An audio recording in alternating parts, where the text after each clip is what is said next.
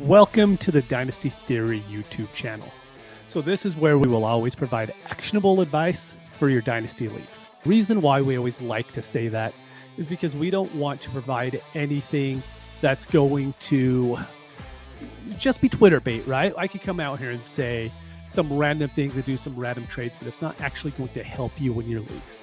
Now, I'm not going to ramble about that every single time, but I wanted to make sure that you get that out there. So the first thing that I wanted to bring up is when we're talking about someone to sell in Dynasty or another player to go and buy in Dynasty, it's going to be really league dependent, but we're always going to try to bring up players that will move the needle, that are actually worth moving. The player I'm bringing up today, the biggest tight end that I think is a sell in Dynasty, whose value hasn't dropped yet, it's TJ Hawkinson. The reason why I'm bringing up TJ Hawkinson, it's not because, I'm a Lions fan, so I have to hate on the Lions players. Lions fans, you know what I mean, right?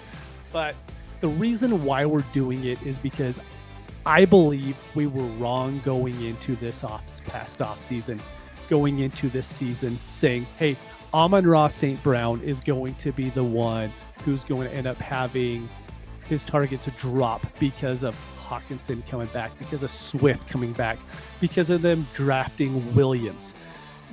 With them drafting Williams, I actually think it's going to end up hurting Hawkinson. And we actually saw it a little bit last week to where he had 3 or 4 catches for 40 yards. I really think that's what we're going to see from him on a week in and week out basis. Yeah, he's going to have pop weeks. Every tight end has pop weeks.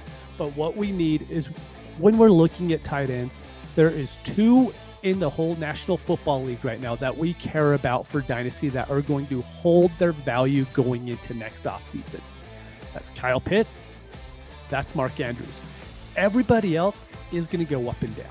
They're going to jump each other, go back and forth, but those are the 2 that we really care about. You have some like Dallas Goedert. Dallas Goedert is going to be amazing in that Eagles offense. This Lions offense, we don't even know what's going to happen with it. Maybe they end up scoring 30 points a game. More than likely that week 1 just isn't going to happen again. And even with that happening, Hawkinson wasn't the one that scored the points. What can we get for TJ Hawkinson, right? It's hard because when you bring up tight ends in Dynasty, we all know there's tight end premium leagues. There's non-premium. There's 1.5 premium when you catch the ball. There's 2.0 premium. Some people have yardage bonuses. So with a lot of these videos that we're going to be putting out, I'll actually giving you specific players or player types to go after. I actually think with tight ends, it's a lot easier just to base it off picks because tight ends are valued differently in different leagues, just like quarterbacks are in Superflex. So the thing to do with Hawkinson right now is to trade him to a contender that maybe they have a Mike Gesicki. Maybe they had a Logan Thomas going into the year. Maybe they have George Kittle. George Kittle's not on the field, right? Trade him for their very late 23 first. And I know a lot of people that have Hawkinson, you're like, I'm not trading Hawkinson for a late 23 first. Here's the issue with that thinking. He is never going to be worth a mid 23 first. Go and try to trade him for the 106 in any Dynasty league. You're not going to get it. Even in like 2.0 premium, those are just not the kind of returns we can see for Hawkinson anymore.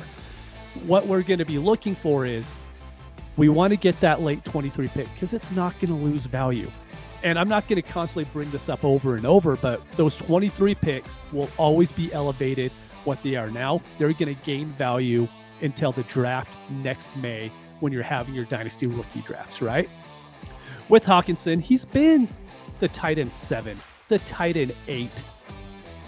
Is that really what we care about? What I care about with my tight ends is, can I trust him every single week in fantasy? If the answer is no, then I'm asking myself, why am I paying the tight end 7 price for someone when I could just start a Hayden Hurst, a Zach Ertz? Give me Hayden Hurst on top of that late 23 first. I'm more than happy to throw Hurst in my offense. And then I'll just keep that first. I'll draft a better positional player next year. When we're moving pieces around in Dynasty, one of the easiest things we can do is we can look at our lineup and be like, wow, this is really going to drop my points this week or for the rest of the year. Maybe. With Hawkinson, it's probably not even dropping it that much based off any other, tight end 1 on their team. It's just something that we've seen values drop so quickly. If you're a CeeDee Lamb fan, you know exactly what I mean after week 1. He didn't even get injured, and his value already dropped because of something that happened to Dak. Tight ends are even more so. The Evan Ingram, we had him ranked super high, right? We had him ranked high for 3 years because of what he did in his rookie year. And then it drops. And then he goes into a great position with the Jacksonville Jaguars, and what happens? No one even wants him on their team anymore. That could very easily happen with Hockenson. Hockenson can end up being just a guy. And when you're talking to me about tight ends, I either want the really good ones, or I want the ones that no one really wants, because why am I paying the value just to get a weekly start out of someone who's going to score within 1-2 points off of each other based on who's just getting the touchdown that week or not? For anyone who plays DFS, you know exactly what I'm talking about when it comes to streaming tight ends there. If you like the video, please like and subscribe. We're going to have a lot more of these coming out through the rest of the year, a ton more in the off season. But hey, hit me up on Twitter at DynoMC, and I appreciate it. See you next time.